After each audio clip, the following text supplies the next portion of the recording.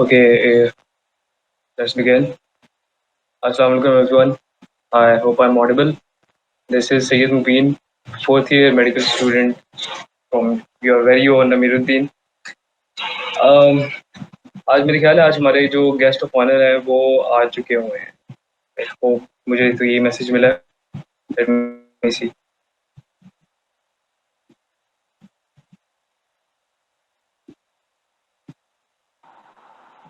हाँ जानी मैं इधर ही हूँ। ठीक हो गया भाई. Okay, let me introduce Dr. Hamza first of all. Dr. Hamza, please give a very warm welcome to Dr. Hamza.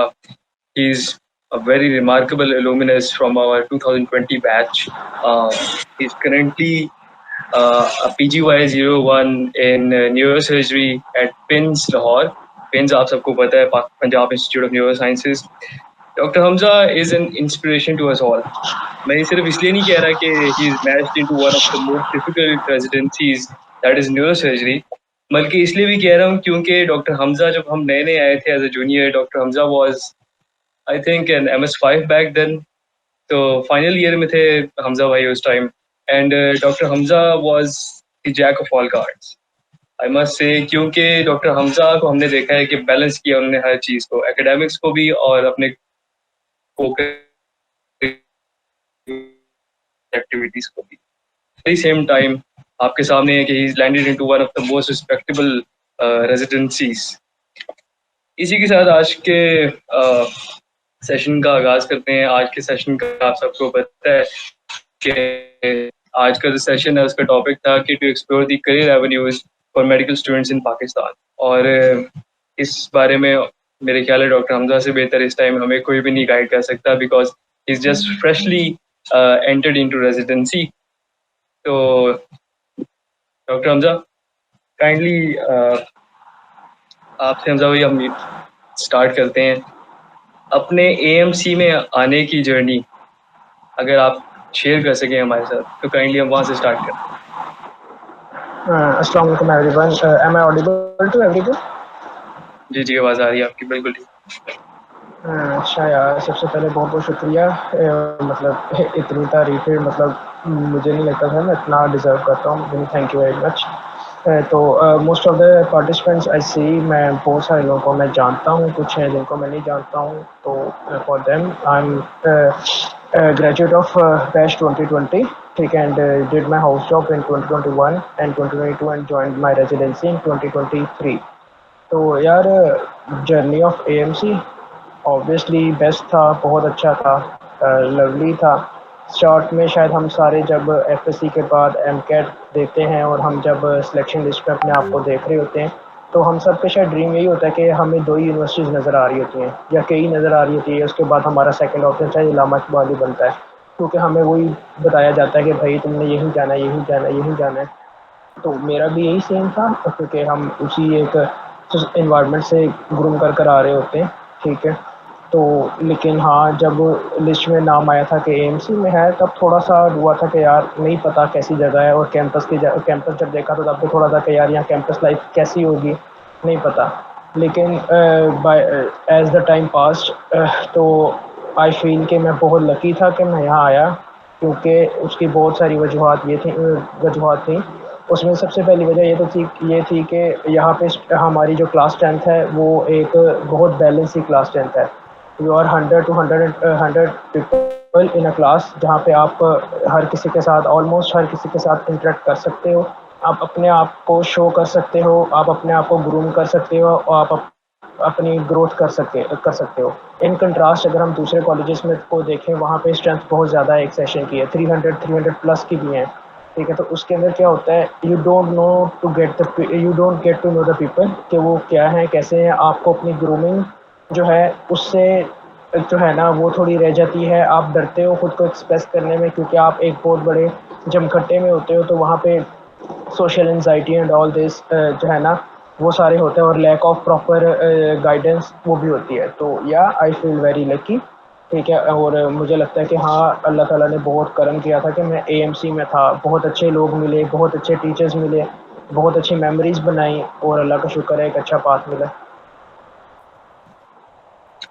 Okay, so that was your AMC experience summarized in just थोड़ा सा इस बारे में मजीद एलैबोरेट कीजिएगा, क्योंकि आपको पता है कि जैसे आपने अभी मेंशन किया कि जब आप नए नए एएमसी में आए होते हैं तो आप एक वही ज़ाहिर है किंग एडवर्ड और अल्लामा इकबाल का सोच के आए होते हैं, obviously because you are aiming कि आप टॉप कॉलेजेस में जाएं, and even though AMC comes at the very top in terms of merit, I guess कि इस टाइम चौथे नंबर पे शायद पंजाब में, बट जो That is सबसे बड़ा definitely. आपको धचका मिलता है आते साथ ही वो ऑब्वियसली बिल्डिंग का होता है।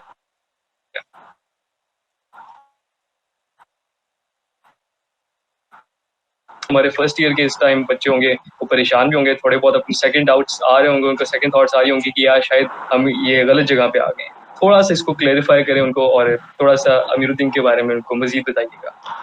यार आई फील लाइक हाँ हमारी होप्स बड़ी हाई होती हैं जब आप एक जो अर्ली टीनेज होते हैं ना हमारा, उसके अंदर हमें सब कुछ जो है ना एक परफेक्ट एक्सपीरियंस के तौर पे चाहिए होता है।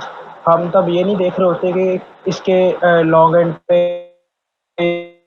या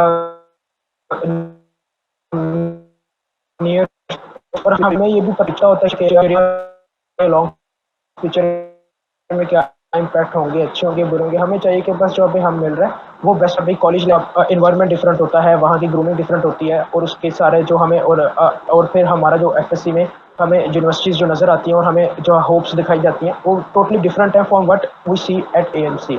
लेकिन मुझे लगता है कि it's not about the building और it's not about the premises, it's about the people you are with and it's about the memories you make here. और मुझे लगता है कि you can do the best here in your 5 years, you can do everything here. I have done everything here, I have enjoyed everything here, I have made so many memories in that very building। तो मुझे लगता है कि नहीं, मुझे at the end of 5 years मुझे इस चीज़ की कमी महसूस नहीं हुई कि हाँ मेरी अगर बिल्डिंग बड़ी होती या अच्छी होती तो शायद मैं और मेमोरीज बना लेता, या मैं यहाँ पे इनफ मेमोरीज नहीं बना सकता। हाँ हमारे जितने रिसोर्सेज थे, जितने भी कंस्ट्रेंट्स थे, उसके अंदर रहते हुए हमने बहुत मेमोरीज बनाई हैं एंड डेट इज़ पॉसिबल। तो मैं तो यही कहूँगा कि इस चीज़ को देख के आप जो है डिप्रेस ना हो, सैड ना हो कि यार हमारी बिल्डिंग अच्छी नहीं है, दिस एंड दैट, ग्राउंड नहीं मिलता हमें, कैफ़े नहीं है। लेकिन मुझे लगता है कि pretty much we make about with the people and the memories we are able to make here.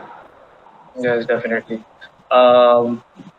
Hamza भाई थोड़ा सा ये बताइएगा कि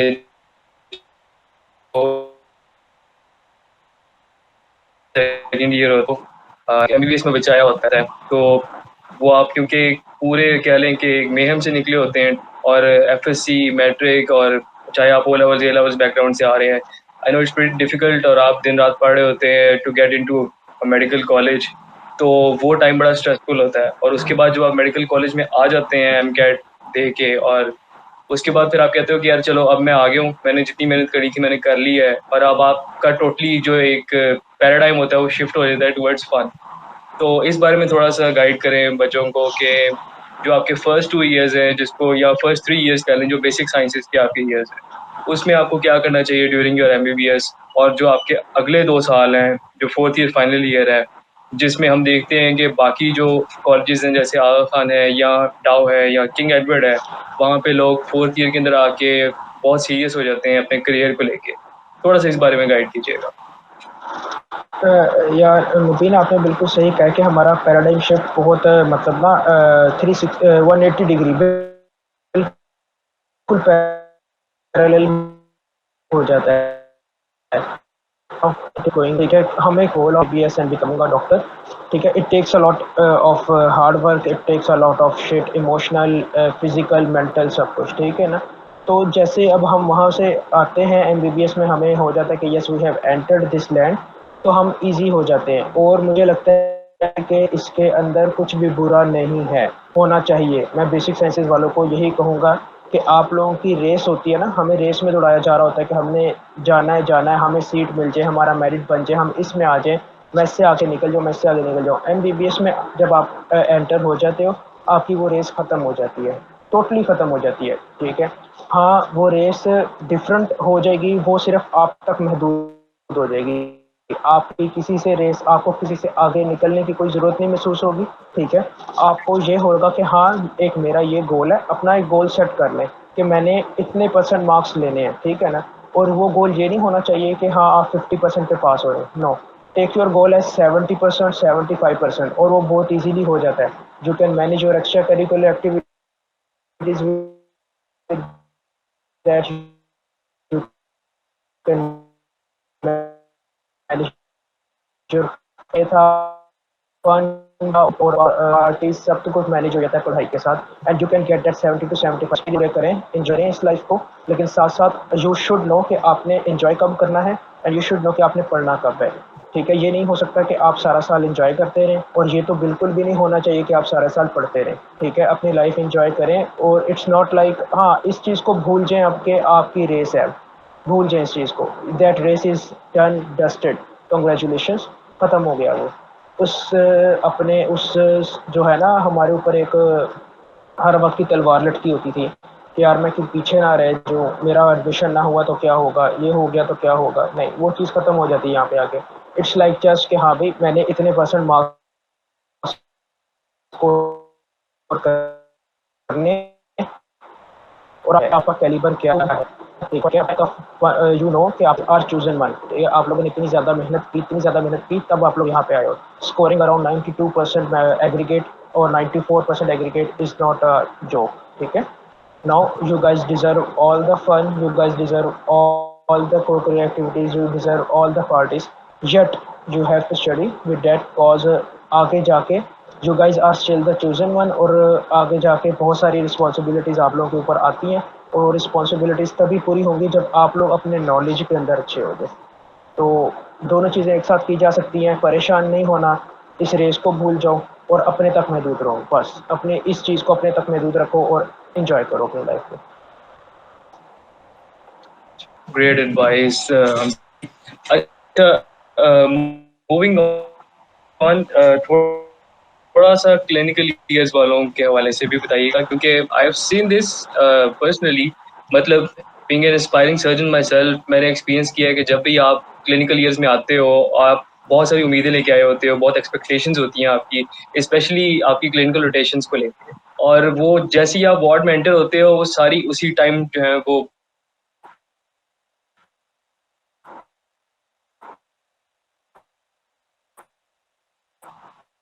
ब्रेक कर दी जाती हैं। और आपके सामने ही है, मेरे ख्याल हेल्प नहीं करते आपको, ना ही उस तरह से सिखाते हैं जिस तरह के आपको करना चाहिए। मतलब आई have seen this on Twitter a number of times कि जो इवन कराची के अंदर एक प्रोफेशनलिज्म है मेडिकल स्टूडेंट्स को सिखाने के हवाले से, और इवन मेडिकल स्टूडेंट्स के अंदर जो एक रुझान है खुद सीखने का, वो पंजाब में हमें नहीं मिल, अभी तक तो नहीं है। I don't know about king Edward, but मैंने अभी यहाँ पे तो कहीं नहीं देखा। तो काइंडली उस बारे में भी थोड़ा सा उस पर भी रोशनी डाल। यार the thing is it most of the time it depends only on you। देखो हम एक ऐसे सिस्टम के अंदर हैं जो ना समझ लो कि बहुत एक्सप्लॉइटेटिव है, ठीक है। जिस पीजीआर से आप बात कर रहे हो ना, ठीक है ना, और जिस पीजीआर के बारे में आप बात कर रहे हो, वो शायद इस एक्सप्लॉइटेटिव सिस्टम की वजह से इतना तंग आया हुआ होगा, इतना फ्रस्ट्रेटेड होगा, वो कुछ एक्स्ट्रा करना ही नहीं चाहता होगा, ठीक है ना। लेकिन इसका कोई भी इम्पैक्ट आप लोगों के ऊपर नहीं आना चाहिए, ठीक है। Talking about the clinical years, third year से स्टार्ट हो जाती है हमारी क्लिनिकल रोटेशंस। तो I will add the third year, fourth year and final year, I will tag these 3 years in this context, ठीक है। जब आप वार्ड में जा रहे हो ना, और आप ये सोच के जा रहे हो कि आपने सीखना है, ठीक है, तो कोई माई का लाल आपको सीखने से रोक नहीं सकता, ठीक है ना। जो मर्जी कर लो, जितना मर्जी जो है ना कोई कह ले कि नहीं मैंने नहीं सिखाना, इससे जाके देख लो, वो जाके, यार हो ही नहीं सकता कि आप सीखने की नीयत से जाओ और कुछ सीख के ना निकलो। थर्ड ईयर वाला just for example first day जाता है, एक्साइटमेंट है कि भाई मैं क्लिनिकल रोटेशन पे जा रहा हूँ, अच्छा मेडिसिन के वार्ड में जा रहा हूँ, मैं ये पेशेंट देखूंगा, मैं वो पेशेंट देखूंगा। और आप जब जाते हो तो होता ये कि थर्ड ईयर को कोई लिफ्ट नहीं करवाता, बिल्कुल नहीं करवाता, ठीक है ना करवाए यार। आपने सीखना है ना, आप जाओ। थर्ड ईयर के अंदर आपको बहुत भी अगर क्लिनिकल साइड से के बारे में कुछ पता होना चाहिए ना, आपको basic points of history taking आने चाहिए, बस खत्म। बाकी किसी चीज़ में पढ़ना ही नहीं है, ठीक है। अपनी बेसिक साइंसेज की चीज़ें पूरी करो, और क्लिनिकल रोटेशन के अंदर बस आपको पता होना चाहिए मैंने एक पेशेंट से जाके क्या सवाल पूछना, ठीक है, और ज़्यादा मेहनत करने की ज़रूरत ही नहीं है। दिस इज़ कॉल्ड कि ना आपको, ठीक है, ईज़ी होके चलो, ठीक है, ईज़ी होके चलोगे तो सारी चीज़ें मिलेंगी और आप डीमोटिवेट फिर कभी भी नहीं होगे। अगर कोई कहता है ना, और जब आप काम, हमारा सिस्टम ना एक चीज़ ज़रूर हमें जो है ना वो देता है, अगर आप किसी को दिखाओगे ना कि आप सीखने आए हो, कोई ना कोई बंदा आपको ज़रूर सिखाएगा, कोई ना कोई उठ के आपको ज़रूर सिखाएगा, ठीक है, चाहे वो आपके साथ का आपका कोलीग है, वो आपका जूनियर भी हो सकता है, वो आपका सीनियर भी हो सकता है, आपको लाजमी कुछ ना कुछ सीखने को मिलता है, ठीक है ना। आज आज के दिन में भी मैं आज पीजीआर हूँ, स्टिल ऐसे मौके आते हैं कि मैं कोई नई बात सीखता हूँ तो वो मैं किसी हाउस ऑफिसर से सीख रहा हूँ, ठीक है, मैं कोई नई बात सीख रहा हूँ तो शायद वो मैं अपने हेल्थ अलाइड हेल्थ साइंसेज के जो मेरे कोलीग्स हैं मैं उनसे सीख रहा हूँ, मैं नर्सिंग स्टाफ से कोई नई चीज़ सीख रहा हूँ। आपको कुछ ना कहीं से मिल जाएगा सीखने के लिए, गिविंग द थिंग कि हाँ आपने सीखना है। थर्ड ईयर वाले जाएं वार्ड में, वो जाएं सिर्फ पेशेंट से जाके बात करें, ठीक है, ये सीखें कि हिस्ट्री कैसे लेनी है, मैंने पेशेंट से अपने सवालों के जवाब कैसे निकालने हैं और पूछना क्या है। I don't say you guys कि आप लोग इसमें एक्सपर्ट हो जाए थर्ड ईयर में, नहीं बिल्कुल भी नहीं। मैं चाहता हूँ कि आप लोग एक्सट्रीमली इमेच्योर हो, लेकिन आप लोगों के अंदर वो विल हो कि नहीं यार मैंने सवाल करने हैं जाके, ठीक है ना, मैंने पूछना है।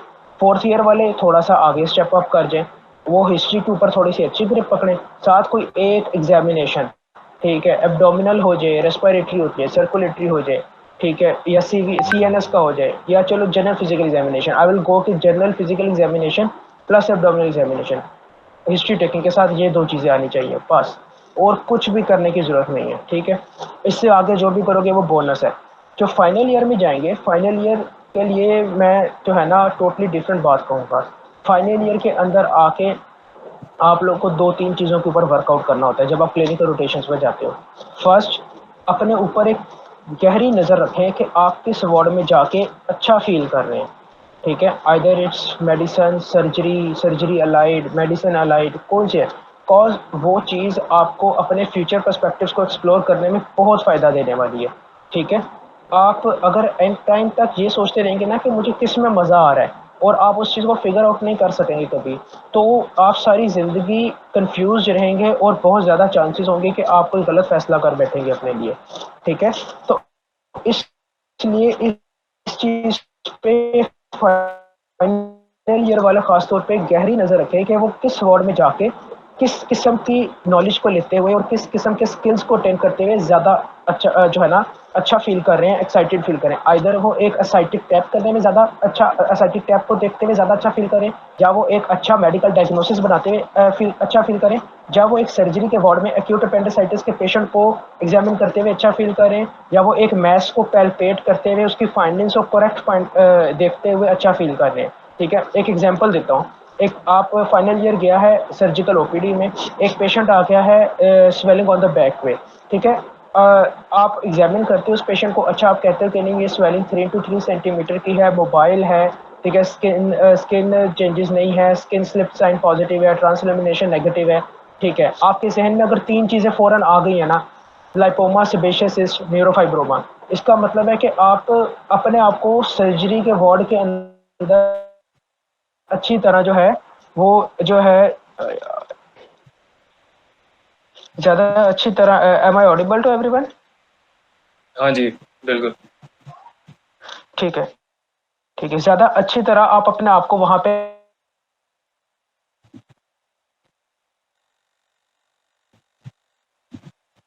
आपकी आवाज़ अब क्रिटिकली रिव्यू कर पा रहे हो। पता है कि ये भी हो सकता है, ये भी हो सकता है, ये भी हो सकता है, और ये आपको एक्साइट करती है, ठीक है। तो इसका मतलब है कि आप वहां पे अच्छा फील करो, इस चीज को आप खुद दे सकते हो, ये कोई और नहीं बताएगा आपको, ये आप खुद फील करोगे, ठीक है, और इसका जवाब भी आप खुद को खुद ही दे सकते हो, ठीक है। तो इसलिए इस जो फाइनल ईयर वाले हैं वो इस चीज के ऊपर हैं। अपार्ट फ्रॉम दिस, जो इनका करिकुलर के थ्रू है, वो मैं कहूंगा कि जितने ज्यादा पेशेंट्स देखें फाइनल ईयर में उतना अच्छा है, जितने ज्यादा पेशेंट्स को हाथ लगाएं, एग्जामिन करें, उतना अच्छा है।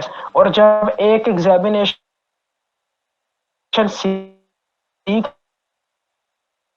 ले,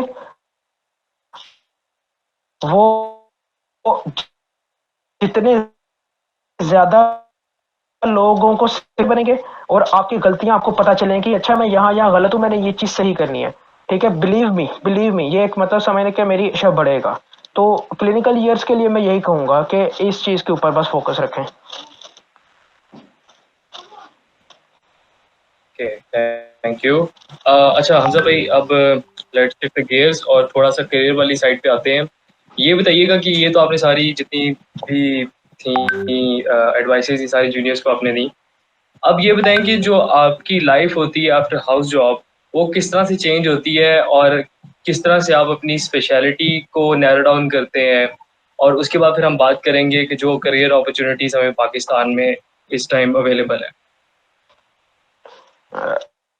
अच्छा, यार, इस चीज़ को मैं बहुत ज़्यादा एक्सप्लेन नहीं करूँगा, गिवन के हमारी जो टारगेट ऑडियंस है उसके अंदर हमारे पास कोई भी हाउस ऑफिसर्स या इस लेवल पे भी इतने ज़्यादा लोग नहीं हैं। हाँ, जब ये ज़रूरत पड़ेगी हम डेफिनेटली इसके ऊपर बात करेंगे और I am definitely available for this talk every time. ठीक है, तो मैं थोड़ा सा ना बेसिक लेवल से चल के आप लोगों को बताऊंगा कि ये काम आपने करने हैं। ठीक है, house job is like very first year of your professional career.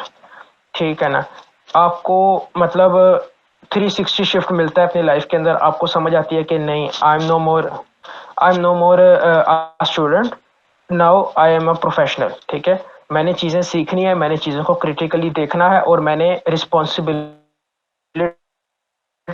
लेनी है और मैंने अब कुछ फैसले करने हैं। ठीक है, वो फैसले हाउस जॉब के अंदर क्या होते हैं या हाउस जॉब के बाद क्या होते हैं? यूजुअली वो फैसले हाउस जॉब के बाद नहीं होने चाहिए, वो हाउस जॉब के अंदर हो जाने चाहिए। ठीक है, बहुत भी लेट हो तो वो हाउस जॉब के अंदर हो जाने चाहिए। ठीक है, वो फैसले क्या है कि मैंने क्या करना है आगे। ठीक है, हाउस जॉब में जब आप आते हो ना, ठीक है,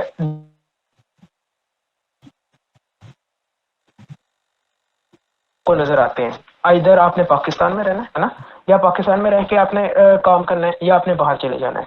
और क्या उसके बाद दूसरा सवाल आपके पास आता है कि मैंने कौन सा फील्ड ज्वाइन करना है।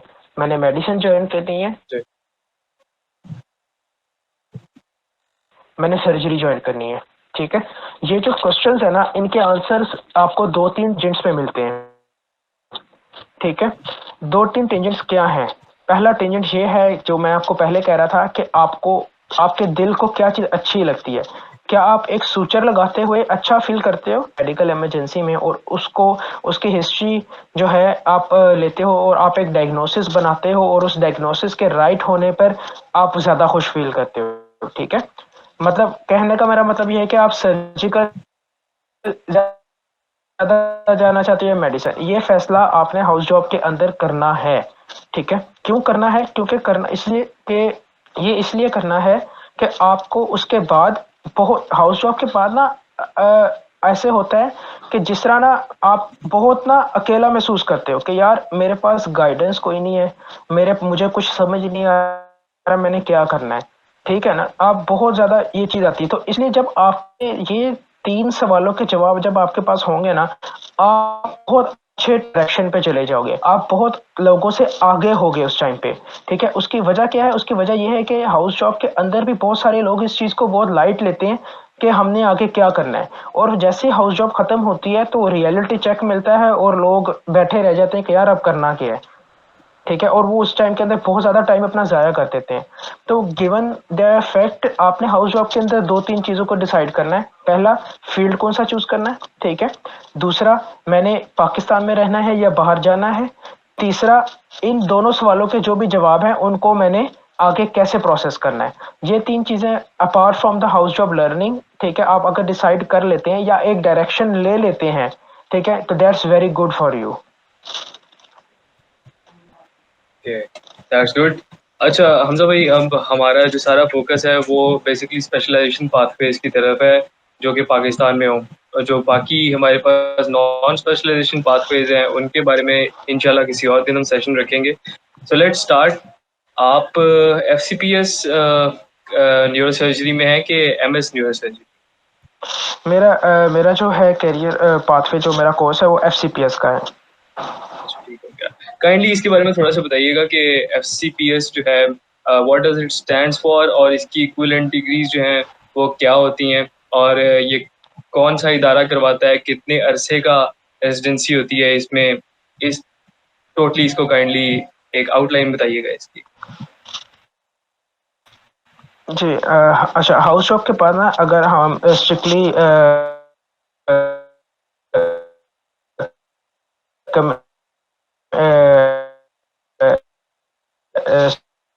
Sticking to our topic today, कि पाकिस्तान में एवेन्यूज के फेड के उसमें ट्रेनिंग में वो दो हैं। इसका है जो FCPS है, that stand for fellow of college and physician and surgeon of Pakistan, ठीक है, जो कि एफिलिएटेड है CPSP जो college of physician and surgeon of Pakistan है, ठीक है। इस CPSP की कुछ इंटरनेशनल एफिलिएशंस भी हैं, ठीक है। आयरलैंड में भी हैं, UK में भी MTI ऑफर करते हैं। आयरलैंड में हमें जो है अपनी ट्रेनिंग कन्वर्ट करने के ऑप्शंस भी मिलते हैं CPSP के थ्रू, और FCPS जो है हमारा मिडल ईस्ट के अंदर भी वैलिड होता है, ठीक है। उसके बाद दूसरा जो है हमारा वो है जो है MDMS, ठीक है। MDMS जो है वो है हमारा UHS के अंडर, ठीक है। ये प्रोग्राम हमारा UHS के अंडर है, ये पाकिस्तान के अंदर स्टार्ट हुआ था। अभी MDMS को अब्रोड में इतनी रिकग्निशन हासिल नहीं है, ठीक है। मेरी इंडक्शन जब about 6 to 7 months before MDMS को मिडल ईस्ट के अंदर जो है वो मिली थी, रिकग्निशन मिली है, ठीक है। तो अभी मैंने एक क्वेश्चन देखा है कि इज FCPS गवर्नमेंट और प्राइवेट, ठीक है। CPSP जो है ना, जो CPSP है वो एक प्राइवेट बॉडी है, ठीक है। वो एक गवर्नमेंट बॉडी नहीं है, वो एक प्राइवेट बॉडी है, लेकिन उसके फायदा ये है कि उसकी इंटरनेशनल रिकग्निशन MDMS के प्रोग्राम से ज्यादा है। अब क्या इंस्टीट्यूशन ऑफर करते हैं, तो आंसर इसके दोनों इंस्टीट्यूशन ऑफर करते हैं, ठीक है। आप गवर्नमेंट हॉस्पिटल्स के अंदर भी FCPS की ट्रेनिंग कर सकते हैं, आप प्राइवेट हॉस्पिटल्स के अंदर भी जो है FCPS की ट्रेनिंग कर सकते हैं, ठीक है। अब FCPS वाला सिस्टम सारा वर्क कैसे करता है, ठीक है। ट्वाइस इन अ ईयर हमारे पास इंडक्शंस ओपन होती हैं, ठीक है, गवर्नमेंट हॉस्पिटल्स में भी और उसके अंदर भी प्राइवेट हॉस्पिटल्स के अंदर भी। तो और साल के अंदर 4 दफा पार्ट 1 का एग्जाम होता है, FCPL for induction in FCPS programme after passing FCPS part 1 exam, ठीक है। तो होता यह है कि हर प्राइवेट इंस्टीट्यूशंस जो हैं वो अपने सारे एड्स देते हैं कि हम इंडक्ट कर रहे हैं इस फील्ड के अंदर, और जो हमारा गवर्नमेंट सेक्टर है, ठीक है, वो सेंट्रल इंडक्शन पॉलिसी को फॉलो करता है, ठीक है। सेंट्रल इंडक्शन पॉलिसी एक ऐसा सिस्टम है जिसके अंदर डिफरेंट क्राइटेरियाज यूज करके मेरिट बनाया जाता है, ठीक है, to enter into residency system in government hospitals only. CIP does not run on private hospitals, CIP only runs in government hospitals, ठीक है, all the government hospitals of Punjab only, ठीक है। पंजाब के बाहर सेंट्रल इंडक्शन पॉलिसी का system नहीं exist करता, ठीक है। सिंध में, KPK में, बलोचिस्तान में, गिलगित बल्तिस्तान में, हर जगह जो है वो CIP के बगैर चलते हैं, और CIP के बगैर वाला सिस्टम क्या है वो भी मैं समझा दूंगा अभी। तो हाँ, ज्यादा फोकस हम रखते हैं कि गवर्नमेंट में जो CIP का सिस्टम चलता है वो, ठीक है। और दूसरा सिस्टम हमारे पास MDMS का है। तो गवर्नमेंट पता है, और एक बात यहाँ पे बताता चलूं, प्राइवेट इंस्टीट्यूशंस जो हैं वो लोग MDMS ऑफर नहीं करते, they only offer FCPS in residency, ठीक है। तो coming towards government institutions and FCPS and MDMS programmes, ठीक है, होता यह है कि साल में 2 दफा MDMS का एंट्रेंस एग्जाम होता है जिसको JCAT कहा जाता है, जॉइंट सेंट्रलाइज्ड एडमिशन टेस्ट, और 4 दफा साल में FCPS पार्ट 1 का एग्जाम होता है, ठीक है। आप उसको देते हो, और जब आप देते हो तो आप एग्जाम क्लियर कर लेते हो, तो you are eligible to apply for the induction programmes, ठीक है। वो साल में 2 दफा होते हैं, एक दफा जनवरी में ओपन होते हैं और एक दफा जुलाई में ओपन होते हैं। अभी रिसेंट इंडक्शन जुलाई में हो चुकी हुई है, ठीक है। तो होता यह है कि आप जब उसके लिए अप्लाई करते हो तो उसके डिफरेंट मेरिट क्राइटेरियाज हैं, ठीक है। मेरिट क्राइटेरियाज के अंदर जो लेटेस्ट मेरिट क्राइटेरियाज थे मैं वो बता देता हूँ, आउटलाइन कर देता हूँ। अंदर आपके मैट्रिक और FSC की वेटेज थी, आपके पार्ट 1 या MDMS के रिजल्ट की वेटेज थी, ठीक है, आपके MBBS मार्क्स की वेटेज होती है, ठीक है। ये सारी चीजें डिपेंड करती हैं आपके ऊपर, जो आप रिजल्ट्स खुद गेन करते हो। इसके बाद आपका जो है एक्सपीरियंस है उसके मार्क्स अलहदा हैं, ठीक है। उसमें मार्क्स कुछ ऐसे हैं, अगर आपके यूनिवर्सिटी लेवल पे पोजीशंस हैं तो उसके मार्क्स मिलते हैं, ठीक है। और अगर उसके बाद आपकी हाउस जॉब अपने पेरेंट इंस्टीट्यूशन से है, उसके आपको बोनस पॉइंट्स मिलते हैं। अगर आप ट्रेनिंग के लिए अपने पेरेंट इंस्टीट्यूशन को ही प्रेफर करते हो, उसके बोनस मार्क्स आपको मिलते हैं। अगर आपका कोई मेडिकल एक्सपीरियंस है इन गवर्नमेंट फैसिलिटीज, जिसे हम पेरिफेरल एक्सपीरियंस कहते हैं, ठीक है, अगर आपका वो है तो आपको उसके बोनस मार्क्स मिलते हैं। और ये सारे मार्क्स एक्यूमुलेट करके आपका एक मेरिट एग्रीगेट बनता है, ठीक है। वो मेरिट एग्रीगेट बनाते हैं, और जिस तरह हम एमबीबीएस में आने के लिए अपने हॉस्पिटल अपने कॉलेजेस की प्रेफरेंस लिस्ट चेक बनाते हैं, इसी तरह हम अपने जो ट्रेनिंग हम लेना चाहते हैं इन particular field and in a particular hospital, हम उसकी एक जो है ना प्रेफरेंस लिस्ट देते हैं उन्हें, और उस प्रेफरेंस लिस्ट पे जहां हमारा मेरिट जो एग्रीगेट है फॉल करता है, हमें वहां पे ट्रेनिंग मिलती है, ठीक है। I won't go in the details of this all system cause हमें मुझे लगता है कि वो अभी हमारा जरूरत नहीं है, ठीक है। तो या आई सिंप्लीफाई बच्चे, मैं आराम आराम से दोबारा बता दूंगा, ठीक है। और अब देखो, ये है द थिंग इज, आपने पार्ट 1 का एग्जाम दिया, ठीक है, आपका वो पार्ट 1 एग्जाम क्लियर हो गया ना। अब देखो, मैं सपोज मैंने जो है फेब्रुवरी वाला एफसीपीएस पार्ट 1 का एग्जाम दिया था फेब में, वो मेरा क्लियर हो गया। नाउ अब मैं वेट करूंगा कि गवर्नमेंट की इंडक्शन प्रोग्राम कब ओपन होगा, सीआईपी कब ओपन होगी। वो ओपन हुई जुलाई के अंदर, ठीक है। मैंने अब क्या किया, जुलाई के अंदर मैंने अ, अ, उसका फॉर्म फिल करने। मेरे एफएससी में कितने मार्क्स थे मैंने वो बताने, मेरे मैट्रिक में कितने मार्क्स थे मैंने वो बताने, मेरे एमबीबीएस के टोटल मार्क्स कितने थे मैंने वो बताने, क्या मैंने हाउस जॉब अपने ही पेरेंट इंस्टीट्यूशन से की है। जिस तरह फॉर एग्जांपल मेरा parent institution Lahore general hospital है, आप सबका जो पेरेंट इंस्टीट्यूशन है वो लाहौर जनरल हॉस्पिटल है, ठीक है। तो मैंने वहां से हाउस जॉब की कि नहीं की, मैंने वो बताना है। फिर उसके बाद मैंने बताना है कि क्या मेरा पेरिफेरल एक्सपीरियंस है। अब पेरिफेरल एक्सपीरियंस क्या है, बीए हमारे ना primary and secondary health care system है और एक स्पेशलाइज्ड हेल्थ केयर सिस्टम है। Primary and secondary health care system के अंदर हमारे basic health units, rural health centres, tertiary headquarter hospitals and district headquarter hospitals, ये आते हैं सारे।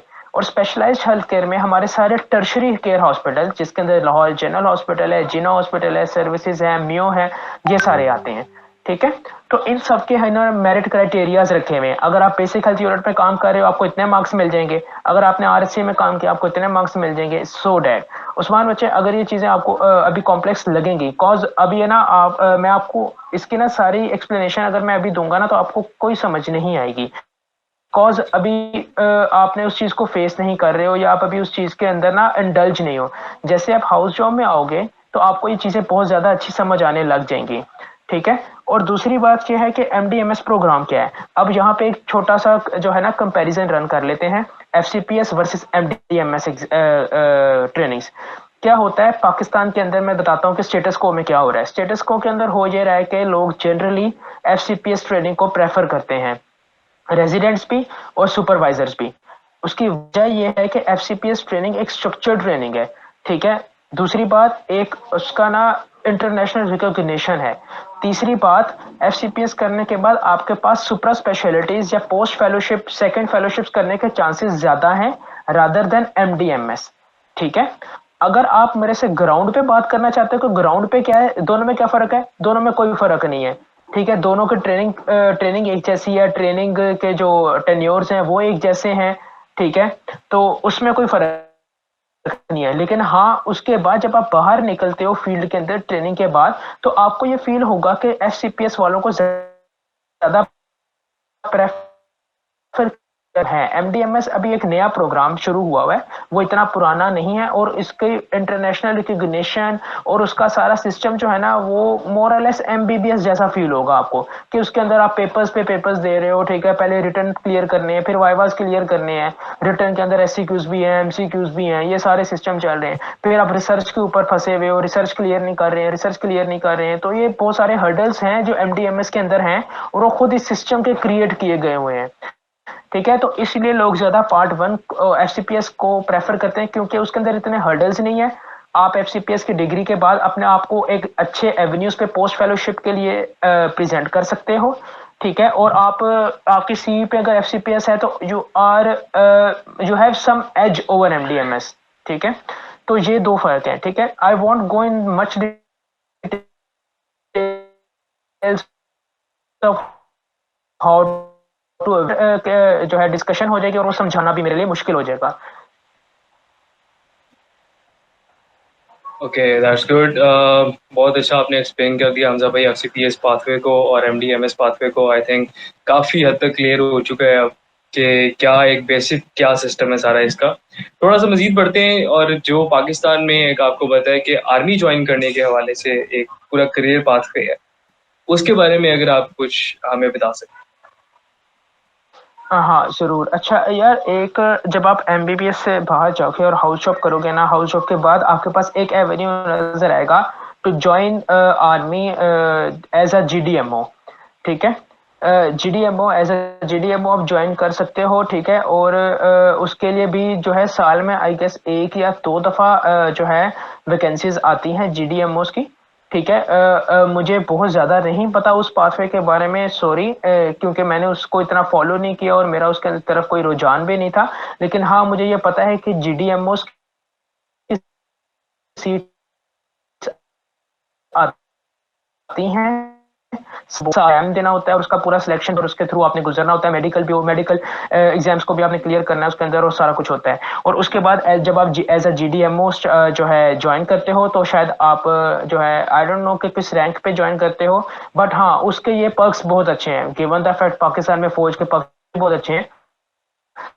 ठीक है, तो इसलिए जो है ना, सॉरी इफ देयर इज कोई यहाँ पे आर्मी का बैठा है, नो ऑफेंस, लेकिन ठीक है, तो ना ये है कि वहाँ पे पर्क्स बहुत अच्छे हैं। हाँ अहमद फारूक, ब्लैक पी को लाइट भी बंद है यहाँ पे, कभी भी आ सकती है। ठीक है, तो ना हाँ हाँ डॉक्टर जी शुमाइला बच्चे, मुझे पता है इसलिए मैंने कह दिया है, नो ऑफेंस। ठीक है, तो ये है कि आप एज अ जीडीएमओ ज्वाइन कर सकते हो। और आई एम सॉरी, उस कैरियर पाथवे के बारे में मुझे बहुत ज़्यादा इन्फॉर्मेशन नहीं है। ओके, अच्छा हमजा भाई, थोड़ा सा अब बताइएगा कि जो रोल ऑफ रिसर्च है इन गेटिंग इंडक्शन इन हम्म पाकिस्तान, उसके बारे में थोड़ी हम्म सी बताइएगा हमें, क्योंकि बाहर की जितने भी पाथवेज हैं वो तो काफ़ी क्लियर हो चुके हैं कि उनके लिए research is inevitable right now. तो लेकिन पाकिस्तान या में क्योंकि आए दिन सीआईपी अपने क्राइटेरिया चेंज करती रहती है, आई डोंट नो कि अब रिसर्च की क्या उसमें अहमियत है, थोड़ा सा उस बारे में बताइएगा। अच्छा यार, बच्चों एक बात हमेशा याद रखना, although I am not a very big fan of research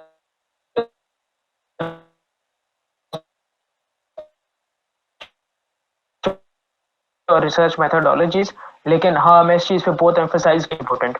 ठीक है, उसके मल्टीपल रीजंस हैं। पहले तो उस पे मैं कुछ हार्श वर्क जो है, जो प्राइवेट इंस्टीट्यूशंस हैं, और वो भी वो प्राइवेट इंस्टीट्यूशंस जो वेल रिकग्नाइज्ड हैं, जिस तरह शौकत खनम हो गया, शिफा इंटरनेशनल हॉस्पिटल्स हो गए, आगा खान हो गया, डाओ हो गया। ठीक है, ये जेसीआई रिकग्नाइज्ड हैं। ठीक है, तो ना so I have a question here, what is the criteria of doctors in CIP outside Punjab. बच्चे उसके अंदर एक चीज आपको बता देता हूँ कि ना, सीआईपी के अंदर कुछ कोटा सीट्स भी हैं। ठीक है, फॉर अदर प्रोविंसेस, लेकिन उसके अंदर ये देखना होता है कि वो कोटा सीट सिर्फ कुछ स्पेशलिटीज के अंदर हैं, हर स्पेशलिटी के अंदर नहीं है, पहली बात। दूसरी बात ये कि वो कोटा सीट्स जो हैं कुछ सिर्फ कुछ ही हॉस्पिटल्स के अंदर पंजाब के अंदर हैं, और वो हर हॉस्पिटल में भी नहीं। जिस तरह न्यूरो सर्जरी की पिंस के अंदर फॉरेन कोटे की 1 या 2 सीट्स हैं, और अदर प्रोविंसेस की भी 2 सीट्स हैं। ठीक है, लेकिन वो हर हॉस्पिटल में नहीं है। इसी तरह एलजीएच में प्लास्टिक सर्जरी की एक कोटा सीट थी पहले, अब वो भी खत्म हो गई है। तो द आंसर इज के सिर्फ कुछ स्पेशलिटीज के अंदर कोटा सीट्स हैं, और वो भी सिर्फ कुछ स्पेसिफिक हॉस्पिटल्स के अंदर, हर हॉस्पिटल्स में भी नहीं। तो getting back on my point, कि ना पाकिस्तान में मसला ये है कि गवर्नमेंट लेवल पे रिसर्च वर्क इतना अच्छा नहीं है। ठीक है, और दूसरी बात ये है कि इंडिविजुअल लेवल पे शायद हमें रिसर्च वर्क के लिए इतना मोटिवेट भी नहीं किया जाता। ठीक है, द रीजन बीइंग कि हमारा एक एक्सप्लॉयटेटिव सिस्टम, ठीक है, जहाँ में लगता है कि हमारे साथ हमारे work very cruel harsh working hours, ठीक है, वर्क लाइफ बैलेंस नहीं है, और वर्क लोड और पे का बैलेंस नहीं है शायद यहाँ पे, और इन सारी चीज़ों के दरमियान रिसर्च वर्क को हमने तो कहीं कोने खुदरे में फेंक ही दिया है। ठीक है, और दूसरी बात ये कि सीआईपी वालों ने जब रिसर्च वर्क को उसके अंदर ऐड किया था ना, ठीक है, उसके पीछे बेसिक गोल यही था कि लोग रिसर्च वर्क को सीरियस लें। ठीक है, उसके अंदर जो है इंडल्ज करें अपने आप को, रिसर्चेस करें, उनको पब्लिश करें। ठीक है ना, तो उसके बाद वजीर, I will answer your question later on, I have read your question, ठीक है। तो इसके बाद ना उन्होंने ये गोल रखा था, लेकिन पाकिस्तान है तो हर चीज को कारोबार बनाना है, ठीक है। इसके अंदर हुआ क्या था, हुआ ये कि लोगों ने जो है ना इजी पाथवेज, हमें इजी पाथवेज ढूंढने का बहुत शौक है, वो ढूंढने शुरू किए।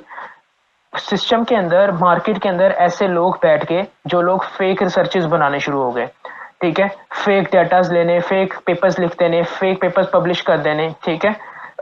उसको जो है ना वो लोग बैठ गए ऐसे, और ऐसे लोगों ने फिर अपने आप को बकायदा एडवर्टाइज किया। आप बिलीव मी, आप हाउस जॉब से निकलो, आपकी फेसबुक के ऊपर इतने रिसर्च छापने वाले आपको नजर, ठीक है। They will charge you handsome amount of money, ठीक है। They will publish your research, और वो फेक रिसर्च के ऊपर, ठीक है, आप अपना वो जो उसका दोगे, यूआरएल दोगे, ठीक है, वेब लिंक जो होता है, आप उसको सीआईपी के अपने क्राइटेरिया में डालोगे, आपको उसके मार्क्स मिल जाएंगे।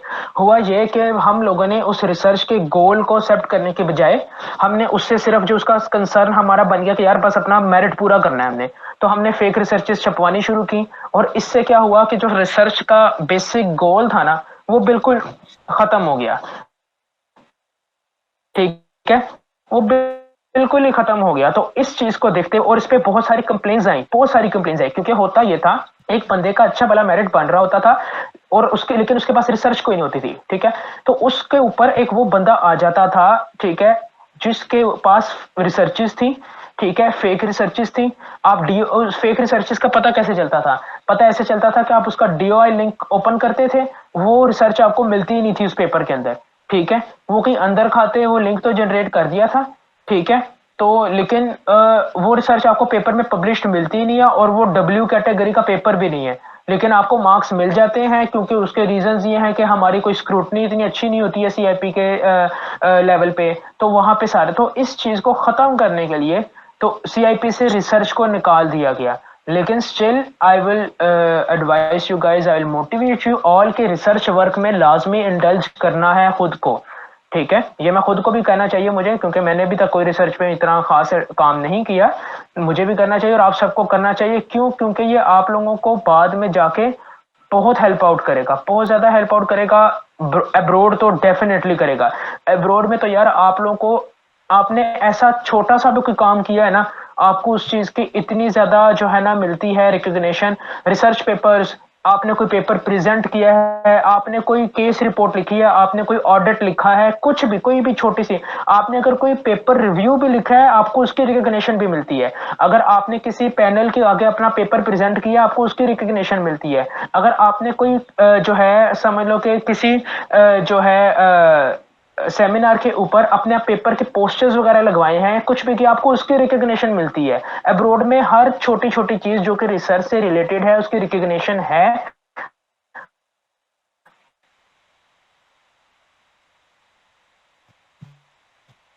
अनफॉर्चुनेटली जो भी कहें, पाकिस्तान में बिल्कुल, ठीक है। आपके पास अगर आप, जब आप लोग करना शुरू करोगे ना, और आप लोग उसको एक अच्छे तरीके से और एक सेफ, इनोसेंट और एक समझ लो कि एक सच्चे तरीके से जब करोगे ना, तो एक ना एक दिन आप लोग वो रिकग्निशन बन जाओगे, ठीक है ना। और हो सकता है कि आप, अब देखो जिस तरह पीकेएलआई, ठीक है, पीकेएलआई एक बहुत बड़ा सिस्टम है, Pakistan kidney and liver institute, उनका पूरा रिसर्च का डिपार्टमेंट है। शौकत खानम, उनका अपना पूरा रिसर्च का डिपार्टमेंट है। शिफा इंटरनेशनल हॉस्पिटल्स, आगा खान, इन सब के अपने रिसर्च के पूरे डिपार्टमेंट हैं। They hire their research assistants, ठीक है, they hire their research assistants. मेरे class fellows as a research assistant PKLI में भी हायर रहे हैं, वो लोग शौकत खाने में भी हायर रहे हैं, ठीक है। They give you handsome page, ठीक है। और काम आपका यही है कि उन्होंने आपके सारे रिसर्च वर्क हैंडल करना है और उसको आगे पब्लिश करवाना है, ठीक है। तो द थिंग जो इंटरनेशनल रिकॉग्नाइज्ड अदारे पाकिस्तान में हैं, जो जेसीआई रिकॉग्नाइज्ड अदारे हैं, वो लोग रिसर्च वर्क को लेके बहुत ज्यादा सीरियस हैं, ठीक है। बिल्कुल ठीक कहा आपने। Gandhi side, Mubeen, am I audible? जी जी, आवाज आ रही है। अच्छा, I'd like to ask you a question. Hamza भाई, ये तो आपने क्लियर कर दिया कि जो रिसर्च वर्क है फॉर मेडिकल स्टूडेंट्स, ठीक है, उसमें सीआईपी वगैरह का आपने बता दिया कि उसमें किस तरह से एक्सप्लॉयटेशन थी। लेकिन मुझे एक बात बताएं कि रिसर्च का रोल जो है वो पोस्ट ग्रेजुएशन में क्या है कि एफसीपीएस पास कर लिया, अब आपको स्पेशलाइजेशन, तो डॉक्टर्स होते हैं कि अब हम बिल्कुल। क्या करें, हाँ हमने रिसर्च ना, से लड़ने की या थी। I tell you. अब देखो इसके अंदर पता क्या होता है, जो अच्छे यूनिट्स होते हैं ना, जो अच्छे सुपरवाइजर्स होते हैं, ठीक है, वो लोग रिसर्च वर्क के ऊपर अपने रेसिडेंट्स को तबाही मचा देते हैं, ठीक है ना। I will give you an example. जब doctor Farooq Afzal, I think most of them might know him, ठीक है, जब वो जनरल हॉस्पिटल में थे, उनके जो वार्ड के रेजिडेंट्स थे ना भाई, उनकी मतवजी होती थी रिसर्च के पीछे। हमारे एक रिसर्च के लिए सुपरवाइजर अलॉट होता था किसी भी को कि इसने रिसर्च वाले को करना है, ठीक है, तो वो भाई मतवजी होती थी। और इसका जो, जब आप रेजिडेंसी में आते हो ना, ठीक है, जो आपका जो पार्ट एफसीपीएस का एग्जाम आप तब तक नहीं दे सकते हो जब तक आपका रिसर्च पेपर अप्रूव नहीं हो जाता बाय सीपीएसपी, ठीक है। इसी तरह एमडीएमएस में भी आप तब तक नहीं अपना फाइनल पोस्ट ग्रेजुएशन एग्जाम नहीं दे सकते तब तक, जब तक आपका रिसर्च वर्क चाहिए। लेकिन मसला ये आता वहां आता है, जिस तरह ये मसला मैं फेस करूंगा कि मैंने अंडर ग्रेड में या हाउस जॉब में रिसर्च वर्क को देखा ही नहीं, मैंने उसके अंदर कोई काम किया ही नहीं। अब मैंने पोस्ट ग्रेजुएशन के जब रिसर्च करनी है ना, मुझे जीरो से स्टार्ट करना पड़ेगा, and that zero means it will take almost a year to complete a paper and complete a data and this all, क्योंकि मुझे एसपीएसएस को यूज करना सीखना है, मुझे उस पर सारा डाटा डालना सीखना है, मुझे उससे रिजल्ट कैलकुलेट करना सीखना है, फिर मुझे उसको पब्लिश करना भी सीखना है, सब कुछ करना है, ठीक है। तो इसलिए इस चीज के अंदर जो है, अगर मैंने ये काम पहले किया होता तो मुझे वो चीज बहुत हेल्प आउट करती। इसलिए मैं आप सबको कहूंगा कि एटलीस्ट जो है अपने आप को किसी ना किसी लेवल पे रिसर्च वर्क में इंडल्ज करके रखें, ठीक है, ताकि किसी भी लेवल पे करनी तो पड़ेगी रिसर्च, मजबूरी करके करनी पड़े या शौक से करनी पड़ी, करनी तो पड़ेगी।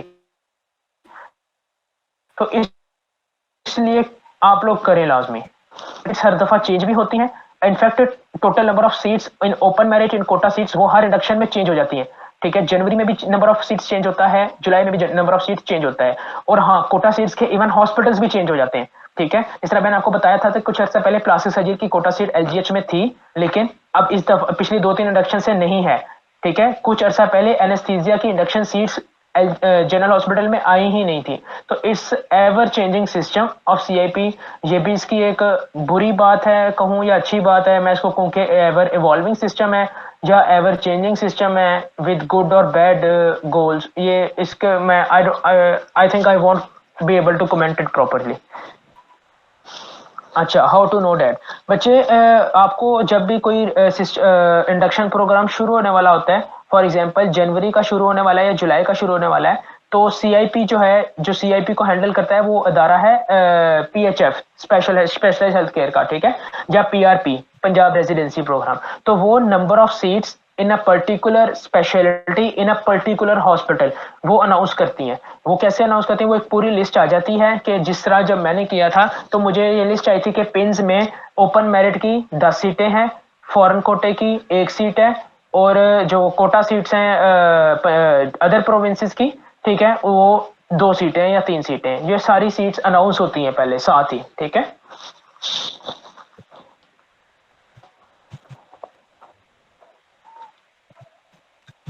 ओके हमजा भाई, मूविंग ऑन, थोड़ा सा अब हमें आना है बेसिक साइंसेस की तरफ।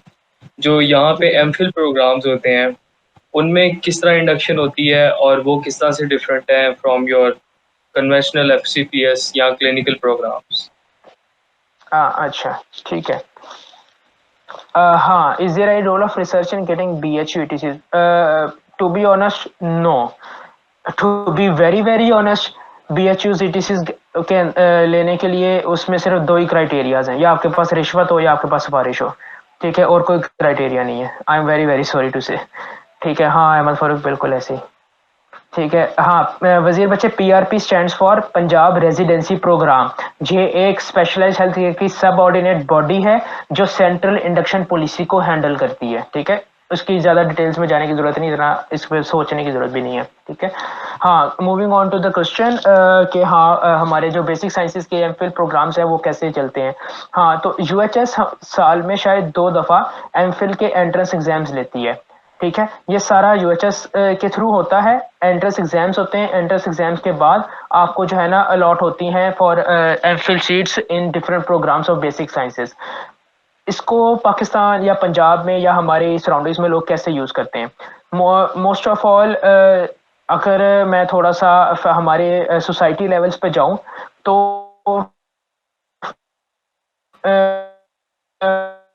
मोस्टली जो फीमेल ग्रेजुएट्स होती हैं उनके लिए ये एक बहुत अच्छा ऑप्शन है, ठीक है। मतलब I am not judging anyone, I am not Tide नहीं कर रहा, मैं इसके ऊपर बस बता रहा हूँ कि हमारी सराउंडिंग्स में क्या होता है कि most of the time female जो ग्रेजुएट्स हैं उनके लिए एक बहुत अच्छा ऑप्शन प्रूफ होता है। क्यों होता है? जहाँ पे उनके लिए मुश्किल हो रहा होता है कि वो अपनी फैमिली लाइफ और कैरियर लाइफ को कैसे एक साथ चला सकती हैं, ठीक है। कॉज जब आप प्रोफेशनल जो है ना प्रैक्टिसिंग फील्ड्स में जाते हो वहाँ पे आपके ड्यूटी हॉर्स बहुत ज्यादा हेक्टिक हो जाते हैं, और जब आप अपनी फैमिली को साथ रन कर रहे होते हो आपके लिए एक टाइम आता है कि बहुत ज्यादा मुश्किल हो जाता है और डिफरेंट सॉर्ट ऑफ प्रेशर्स जो है वो जनरेट होने लग जाते हैं। तो नो जो can you and up getting into a close corner जहां आपको कोई ऑप्शन नहीं मिल रहा होता, तो बहुत सारे लोग जो है वहां पे गिव अप कर देते हैं अपने कैरियर के ऊपर। तो जब आपने अपने कैरियर को और अपने एमबीबीएस के साथ जुड़े भी रहना चाहते हो और आप चाहते हो कि आपकी फैमिली लाइफ भी खराब ना हो, तो वहां पे एक बेसिक साइंसेज वाला बहुत अच्छा जो है ना टूल है। आपने कोई इमरजेंसी या कोई भी लेट नाइट शिफ्ट्स नहीं करनी है, कोई भी लॉन्ग ड्यूटी आवर्स नहीं है, 8 to 2 करो और सुकून करो, और पे भी अच्छी है, ठीक है। दे ऑल्सो पे यू अराउंड 1 लाख, ठीक है, जस्ट लाइक अ रेजिडेंट। तो इसलिए इसके अंदर ये एक अच्छा ऑप्शन है। दूसरा एक ऐसा ग्रुप है जो इस ऑप्शन को और भी एक तरीके से यूज करता है, वो लोग जिन्होंने अब्रोड जाना है, जिनका ये है कि उन्होंने जहां पे नहीं रुकना और उनको इनकम जनरेट करनी है विद लेस वर्क, तो उनके लिए भी एक ये बहुत अच्छा ऑप्शन है कि वो एमफिल में आए, ठीक है। एमफिल में आए, एमफिल प्रोग्राम में इंडक्ट हो, उसको शुरू उसमें जो है एनरोल हो जाए, पे आती रहती है, ठीक है। और आपकी जो इनकम जनरेट वाला मसला है वो 6 आवर्स अ डे में बहुत अच्छी तरह हैंडल हो जाता है। तो ये 2 तरीके हैं इसके अंदर। और एमफिल में आने के लिए ये है कि यूएचएस एंट्रेंस एग्जाम लेता है, उसके लिए एक बहुत ज्यादा पढ़ना भी नहीं पड़ता, इजीली पास भी हो जाता है, और आपने फिर उसके बाद एनरोल होते हो, यूएचएस के थ्रू एनरोल होते हो उसमें आप। अच्छा हमजा भाई, I'd like to ask a question. Hamza भाई, आपने एक टर्म यूज की रेजिडेंट, ठीक है, तो हाँ जी। काइंडली आप ऑडियंस के लिए ना ये क्लैरिफाई कर दें कि what is resident, what is fellow, फिर एसोसिएट, असिस्टेंट प्रोफेसर क्या होता है, हाँ, जरा इन टर्म्स अच्छा। में जरा अगर आप एक्सप्लेन कर दें टर्म्स को। हाँ, अच्छा, जब आप आते हो ना किसी ट्रेनिंग प्रोग्राम के अंदर, ठीक है, तो दो टर्म्स यूज होती हैं उनके लिए, पीजीटी या पीजीआर, ठीक है। PGT is post graduate trainee, ठीक है, या PGR is post graduate resident, ठीक है। अब्रॉड में पीजीवाई यूज होती है, ठीक है। यहाँ पे हम यूजुअली 2 यूज करते हैं, पीजीटी या पीजीआर, पोस्ट ग्रेजुएट ट्रेनी और पोस्ट ग्रेजुएट रेजिडेंट। जब आपकी पोस्ट ग्रेजुएशन खत्म हो जाती है तो आर अ फेलो, ठीक है। Either you are a fellow of CPSP, जो कि एफसीपीएस है, fellow of college and physician of college of physician and surgeon of Pakistan, FCPS, और either you are a fellow of MDMS training of UHS, ठीक है। ये fellows होते हैं। तो फिर जब आप, और फेलोज इज लाइक, फेलोज आप कह लो कि एक वो है फैंसी टर्म है, आम जुबान में उनको कंसल्टेंट्स कहा जाता है, ठीक है। जब वो कंसल्टेंट्स कहा जाता है, ठीक है। और फिर जो कुछ हैं चीजें जिनको हम कहते हैं senior registrars, assistant professor, associate professor and then professor, ठीक है। ये असल में पाकिस्तान के गवर्नमेंट लेवल के अंदर एक प्रमोशन टर्म्स हैं, ठीक है।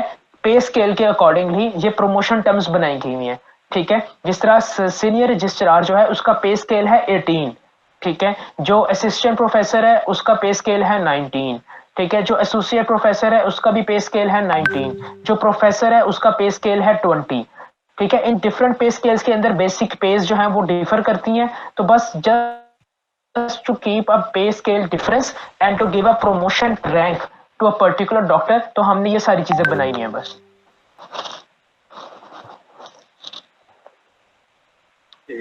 हमजा भाई, जो हमारा पिछला भी क्वेश्चन था बेसिक साइंसेस की एमफिल के बारे में, उसका जो ड्यूरेशन है वो काइंडली बता दें, और जो हमारे पास रेजिडेंसीज हैं, जिस तरह आपकी न्यूरो सर्जरी की रेजिडेंसी है,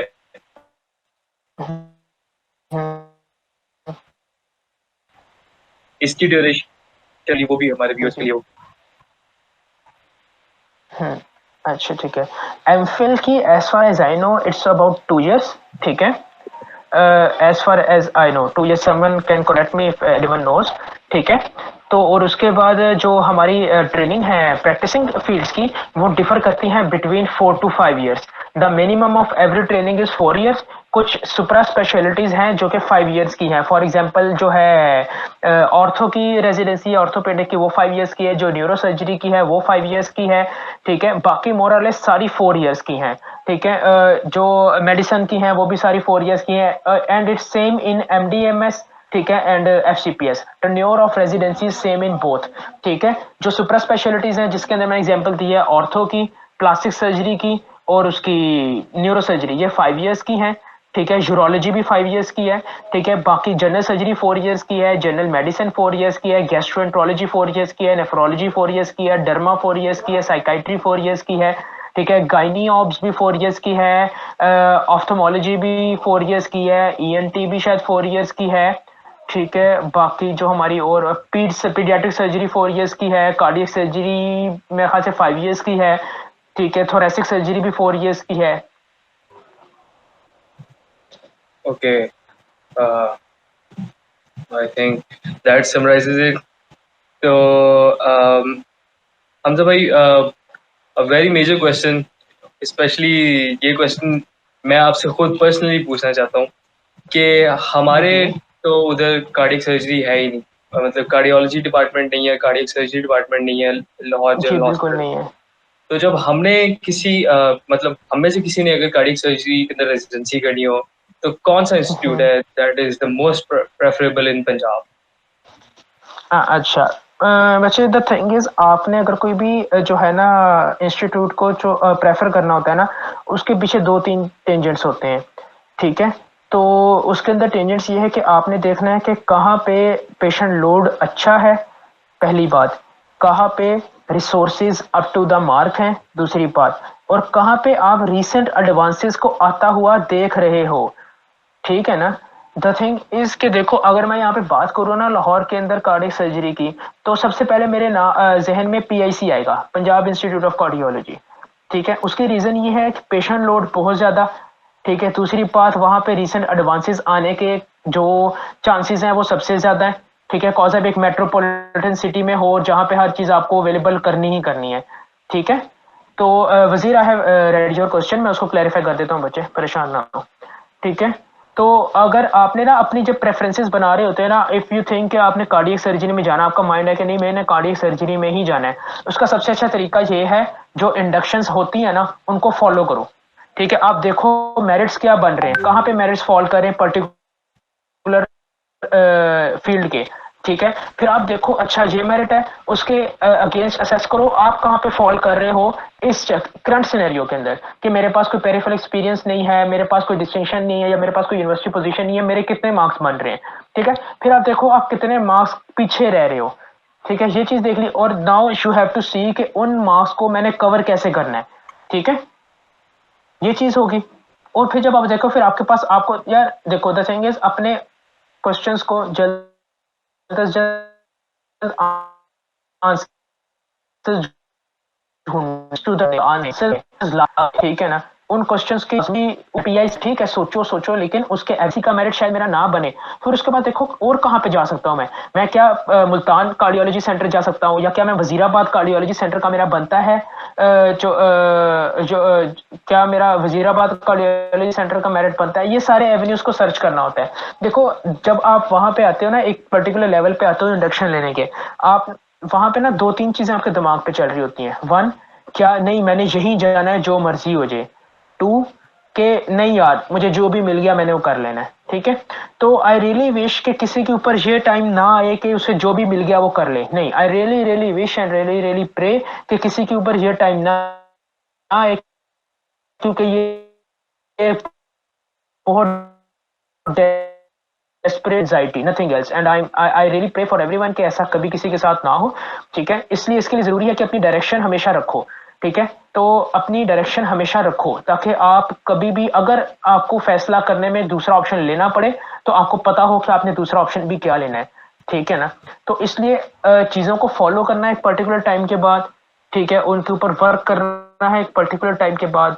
और हाँ, जहाँ पे एक बड़ा मसला बहुत आता है कि हमें एक यूनिवर्सल इंफॉर्मेशन का कोई सोर्स नहीं मिलता। ये एक बहुत बड़ा मसला था जो मैंने भी बहुत फेस किया था, और शायद अल्लाह ना करे आप लोग को फेस करो, लेकिन किसी ना किसी लेवल पे हर कोई फेस करता है। हाउस जॉब के बाद एक यूनिवर्सल सोर्स ऑफ इंफॉर्मेशन नहीं मिलता, हर कोई अपने एक्सपीरियंस के मुताबिक बता रहा होता है। एक ऐसा बंदा जिसके पास कोई पॉलिटिकल एफिलिएशंस थी या शायद उसके पास हैवी पॉकेट्स थी, अगर उसको पेरिफेरल एक्सपीरियंस इजीली मिल गया होगा और उसको इंडक्शन उतने ही इजीली मिल गई होगी, तो वो एक डिफरेंट स्टोरी सुनाएगा इन कंट्रास्ट टू पर्सन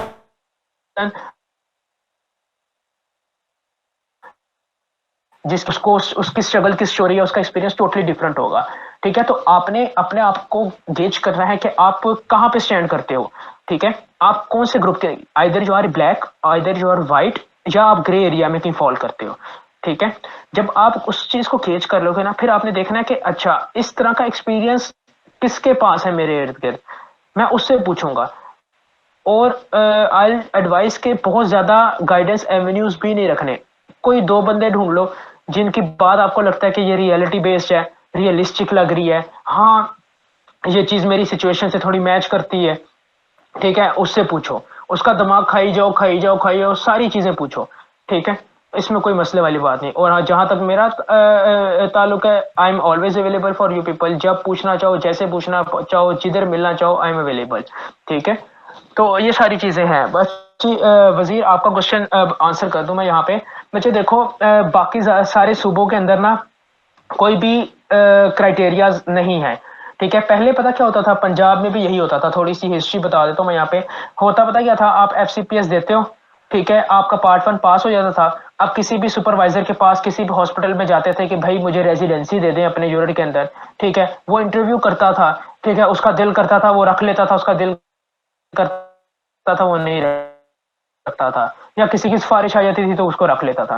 देखिए इसमें पता क्या होता था, इससे दो तीन मसले होने लग गए थे। दो तीन मसले क्या होने लगे थे कि हमारे जो पेरिफेरी के हॉस्पिटल्स है ना, या जो हमारे हेल्थ सेंटर्स हैं, वो खाली रहने लग गए थे, कोई भी नहीं जाता था वहां पे, डॉक्टर्स अवेलेबल ही नहीं होते थे, कुछ भी नहीं होता था। तो इन्होंने सीआईपी इसलिए रखी थी कि ताकि वो अस्पताल भी भरे, ठीक है, और एक जरा ना कोई सिस्टम सा बन जाए। ऑल दो वो सिस्टम बहुत ज्यादा जो है कमजोर है अभी भी, ठीक है, लेकिन हाँ अगर इस पर काम कर लिया जाए तो एक बहुत बड़ा सिस्टम है। मैं ये बिल्कुल नहीं कहूंगा कि सीआईपी नहीं होनी चाहिए, सीआईपी डेफिनेटली होनी चाहिए।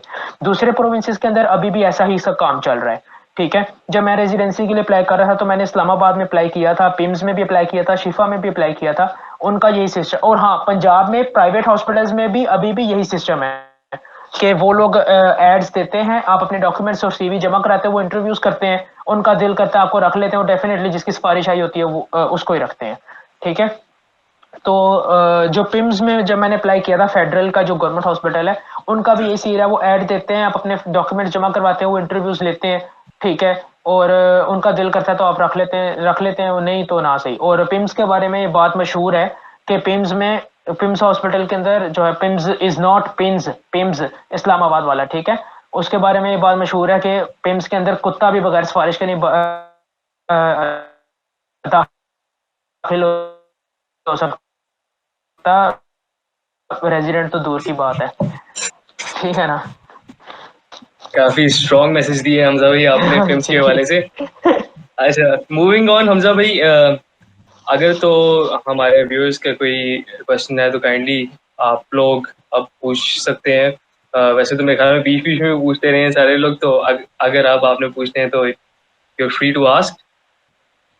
और साथ ही साथ हमजा भाई, अगर क्वेश्चन नहीं आता तो then answer one of my questions, कि अगर आपको दोबारा मौका मिले एमबीबीएस स्टार्ट करने का, तो what would you do different this time? What I would do different this time, हाँ मैं पढ़ाई की टेंशन शायद थोड़ी सी कम लूंगा, और कुछ भी नहीं। हाँ यही है, और कुछ भी नहीं। बाकी सारी चीज़ें, मुझे कॉलेज भी यही चाहिए, मुझे लोग भी यही चाहिए, ठीक है, सोसाइटीज़ भी यही चाहिए। हाँ, ये था कि मैं थोड़ा और इंजॉय कर सकता था, वो मुझे करना चाहिए था, शायद मैं थोड़ा और इंजॉय करूँगा।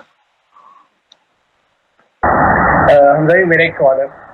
आप जी जी बच्चे। हमजा जी डीएसए के बहुत एक्टिव मेंबर रहे थे, और हाँ इसमें मैं जब फर्स्ट ईयर में था, हमजा भी बहुत सिखाते भी थे, और लाइक सीनियर बहुत अच्छे सीनियर भी थे, राफे भाई के साथ भी थे। तो मैं आपसे पूछना चाहता हूँ कि इस डीएसए का और डिबेटिंग सोसाइटी का आपकी ज़िंदगी में रोल क्या है, मतलब कि पॉजिटिव इम्पैक्ट क्या आया था? ये काइंडली यार, मैं उनको ये बहुत बताएं। बड़ा पॉजिटिव है। अच्छा, आई सजेस्ट एवरीवन कि अपने शौक की सोसाइटीज को लाजमी लाजमी लाजमी ज्वाइन करें। This is the time period of your life जहाँ पे आपने अपने आप को ग्रूम करना है। ठीक है ना, ग्रूमिंग होनी ही होनी है, होनी ही होनी है। उसके अंदर आपका लेट टीनेज और अडल्टहुड, ये दोनों आने, ठीक है। और एक किसी भी लाइफ के अंदर ये जो दो स्टेजेस है ना, ये दो स्टेजेस बहुत जरूरी हैं। इसके अंदर अपने आप को एक्सप्लोर करें, ठीक है, अपने आप को एक्सप्लोर करें, ठीक है। वो ठीक है कुमेल बच्चे, आपका क्वेश्चन मैंने पढ़ लिया, वो मैं आपको बता देता हूँ, ठीक है।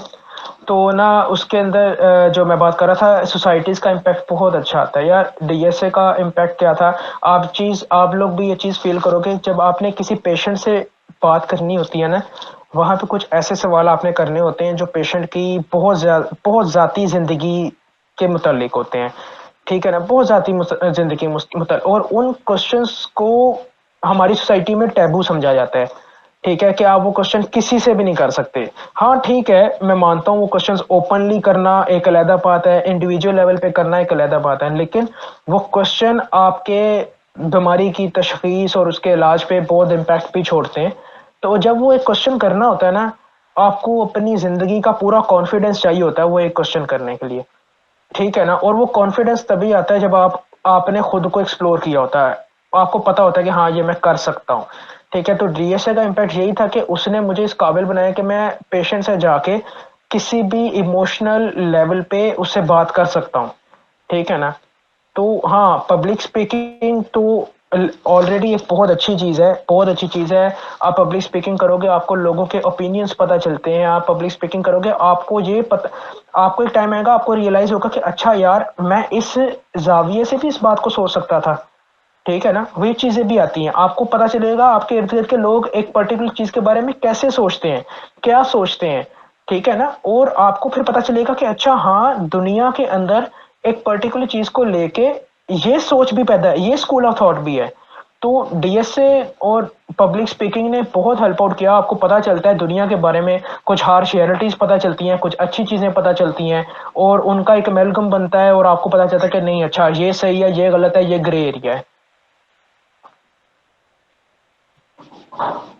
अच्छा हाँ कुमेल बच्चे, आपने क्वेश्चन किया था कि जिनको पेरिफेरल एक्सपीरियंस नहीं मिलता वो क्या करें।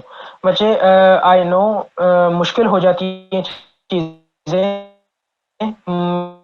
म, मुझे भी पेरिफेरल एक्सपीरियंस नहीं मिला था, ठीक है, कॉज मेरी भी कुछ रीजंस थी जो मोरल इसमें बता चुका हूँ, ठीक है। तो बच्चे उसमें परेशान होने की कोई जरूरत नहीं है, ठीक है, यू विल गेट अ वे। और ना देखो, एक और बात सुनो, जो सीआईपी का सिस्टम है ना, वो हर इंडक्शन में चेंज हो जाता है। तो अल्हम्दुलिल्लाह अल्हम्दुलिल्लाह जो भी चेंजेस आते हैं ना, वो किसी ना किसी लेवल पे आपको फायदा दे ही देते हैं, ठीक है। अगर आपके पास पेरिफेरल एक्सपीरियंस नहीं है ना, तो आपके लिए सबसे अच्छी जगह लाहौर जनरल हॉस्पिटल ही होगा ट्रेनिंग के लिए। क्यों? क्योंकि उसका मेरिट बनाना आपके लिए आसान होगा, ठीक है, एफसीपीएस के लिए भी, ठीक है। दूसरी बात, अगर खुदा ना खास्ता आपके पास एफसीपीएस का मेरिट नहीं बन रहा ना, तो you have always an option of MDMS. आप एमडीएमएस का एग्जाम दो, क्लियर करो, उसका मेरिट एफसीपीएस से थोड़ा सा लो होता है, ठीक है। तो वो इजीली बन जाता है आपका अपने पेरेंट इंस्टीट्यूट का। और हाँ, अगर जो मैंने पहले कंट्रास्ट डिफरेंस बताए थे ना एफसीपीएस और एमडीएमएस में, इसका हरगिज ये मतलब नहीं है कि आप एमडीएमएस को बिल्कुल ना करें, ठीक है। हाँ, वो लदा बात है कि आप इतने डिटर्मिन्ड हैं, इतने मोटिवेटेड है कि नहीं भाई जो मर्जी हो जाए, मैंने एफसीपीएस ही करना है और मैं उसी के ऊपर ही सब कुछ करूंगा, तो बिल्कुल ठीक है, I will support you in it. मैंने भी यही किया, मैंने एमडीएमएस का एग्जाम तक नहीं दिया था क्योंकि मुझे था कि मैंने करना ही नहीं है वो। लेकिन हाँ, एज अ सेकेंड ऑप्शन आप उसको लाजमी रखें, लाजमी लाजमी रखें। ओके हमजा भाई, इसको कंक्लूड करते हुए अब आपसे जो मिलियन डॉलर क्वेश्चन है वो पूछता हूँ, why did you choose neurosurgery? हाँ, why did I choose neurosurgery? यार इसकी एक बैक स्टोरी ये है कि जब मैं मैट्रिक के बोर्ड के एग्जाम्स की तैयारी कर रहा था ना, तो आई वाज रीड बायोलॉजी का मेरा पेपर था, और मैं सुबह कोई राउंड 9 बजे उठ के 8-9 बजे उठ के तो CNS का चैप्टर मैंने पढ़ना शुरू किया था। और when I was reading the central nervous system at that time, उसने मुझे बहुत ज़्यादा जो है ना इंट्रीग किया था, मतलब बहुत ज़्यादा इंट्रीग किया था इन अ सेंस कि मुझे जो चीज़ें उस टाइम पे जिस लेवल पे समझ आ रही थी, मुझे लग रहा ऐसा फील होता था कि अच्छा ये चीज़ ऐसे भी है, ये चीज़ ऐसे भी है, ये चीज़ ऐसे भी है, ठीक है। तो उस टाइम मैंने फैसला एक कर लिया था कि भाई जाना तो इधर ही है, ठीक है। दूसरी रीजन ये कि आई हैव मैं थोड़ा सा वो हूँ, ओवरवेलमिंग पर्सन हूँ, एड्रीनालिन जंकी कह लो या एड्रीनालिन रश कह लो किसी भी किस्म का। तो मुझे आना तो सर्जरी में ही था, मुझे खून देख के, मुझे ऐसी चीजें देख के, मुझे ब्रेन हर्निएट करते हुए देख के बहुत अच्छा लगता है। तो अच्छा मतलब अच्छा इन सेंस कि एज अ डॉक्टर अच्छा लगता है, मरीज को ऐसे देख के अच्छा नहीं लगता, ठीक है ना।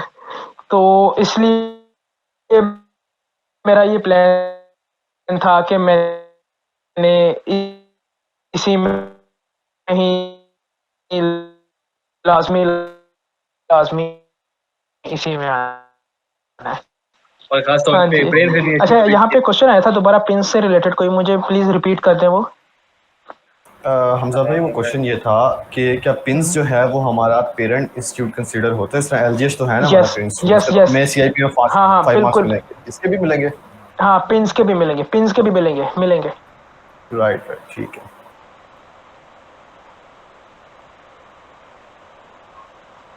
Okay, so let's just conclude today's session. और जाते जाते डॉक्टर हमजा का एक मरतबा फिर शुक्रिया अदा करूंगा कि उन्होंने अपने इतने बिजी स्केड्यूल से टाइम निकाला और ASR को टाइम दिया। No problem. और वन ऑफ द फर्स्ट जो एड्रेस कर रहे हैं ASR को इस पूरी थैंक यू सीरीज में, आप लोग। जो कि मीट दी अलुमनाई पूरी सीरीज है हमारी। इंशाल्लाह आगे चल के भी हम डॉक्टर हमजा को दोबारा बुलाएंगे। और डॉक्टर हमजा तो बाद में है, पहले तो हमारे हमजा भाई हैं, तो इंशाल्लाह इनको दोबारा बुलाएंगे जब जब महसूस हाँ होगा कि हमें गाइडेंस चाहिए। जाते जाते एक मरतबा जो हमने आज इनके साथ डिस्कशन की है उसको मैं कंक्लूड करता जाऊंगा, एक मरतबा समराइज करता जाऊंगा। हमने आज career avenues of Pakistan discuss की है। उसमें हमने सबसे पहले ये डिस्कस किया कि हमने आफ्टर हाउस जॉब जो है वो FCPS पार्ट 1 देना है। पार्ट 1 देने के बाद आप इंडक्शन के लिए CIP पॉलिसी को फॉलो करते हैं, और वो पॉलिसी पब्लिक जो सेक्टर हॉस्पिटल्स हैं उसमें इंडक्शन के लिए आपको चाहिए होती है। उसके कुछ पैरामीटर्स हैं जो ऑलमोस्ट हर साइकिल में ही चेंज हो जाते हैं, वो आपको उसकी वेबसाइट से पता चल जाएंगे। उसके बाद आप रेजिडेंसी में इंडक्ट होते हैं, आप रेजिडेंसी करते हैं। गिवन दैट आपकी रेजिडेंसी कौन सी है, it may fluctuate from 4 to 5 years residency program, तो वो टोटली डिपेंड करता है कि आपकी स्पेशलिटी कौन सी है। उसके बाद आप उसमें FCPS पार्ट 2 देते हैं। पार्ट 2 देने के बाद जब आपका वो क्लियर होगा तो then you will become a senior registrar, और सीनियर रजिस्ट्रार बनने के बाद you climb the hierarchy to become a professor one day. So इसी के साथ आज के सेशन को खैरबाद कहते हैं। Thank you doctor Hamza once again, and thank you for all the viewers जिन्होंने आज हमें नो प्रॉब्लम बच्चों, एवरीवन थैंक यू। परेशान होने की किसी बात पे जरूरत नहीं है। इंशाल्लाह you all will do great in your lives, everyone is destined to do great in your lives. भाई हमेशा हाजिर है किसी भी हेल्प के लिए। LGH में ही हूँ मैं अगले 5 सालों के लिए इंशाल्लाह। अच्छा हमजा तो भाई, whenever you feel like anything to ask, I'm here। हाँ जी हमजा भाई ये बच्चों। क्वेश्चन आया है लास्ट बिल्कुल एंड पे कि जिस तरह हमारे इधर पिंस में LGH के स्टूडेंट प्रेफर होते हैं, पेरेंट्स इंस्टीट्यूट कंसीडर होता है पिंस LGH का, हाँ हाँ ठीक है। हाँ हाँ इसी तरह क्या जी जो जी। PIC है वहाँ पे सर्विसेज के स्टूडेंट प्रेफर होते हैं? क्या सर्विसेज के स्टूडेंट अगर PIC में यार अप्लाई इसका करेंगे तो मुझे 5 मार्क्स मिलते आइडिया नहीं है। हैं? राइट, ठीक है, चलो। इसका मुझे आइडिया नहीं है, ठीक है। आइडिया नहीं है, ये पूछना पड़ेगा मुझे। As far as I think कि नहीं है शायद, क्योंकि वो एफिलिएटेड नहीं है शायद, या जो भी है, क्योंकि PIC जो है वो किसी मेडिकल कॉलेज से शायद एफिलिएटेड नहीं है। राइट, ठीक है, सही है। चलो, थैंक यू। चलो नो प्रॉब्लम। ओके बच्चों, I shall know. Thank you very much. अल्लाह हाफिज एवरीवन।